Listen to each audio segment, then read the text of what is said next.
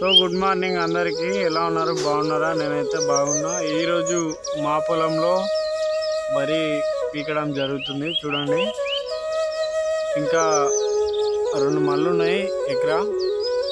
ఈ వరి పీకి నెక్స్ట్ వరి పనిచేసి నాటియాలి. ఇప్పుడైతే వరి పీకుతున్నారు. సో వీళ్ళు వచ్చేసి మొత్తం 10 మంది ఉన్నారు, చూస్తున్నారుగా. ఇప్పుడు వీళ్ళు పీకినట్టే పెడితే మేము బయట వేసి మడి మొత్తం దున్నాలి. ఇది దున్నితేనే వాళ్ళు మళ్ళీ వెమ్మటే నాటుతారు. మళ్ళీ లేకపోతే లేట్ అవుతుంది. మళ్ళీ వాళ్ళు వేరే సైడ్ వెళ్ళాలంటే కోపం అవుతున్నారు.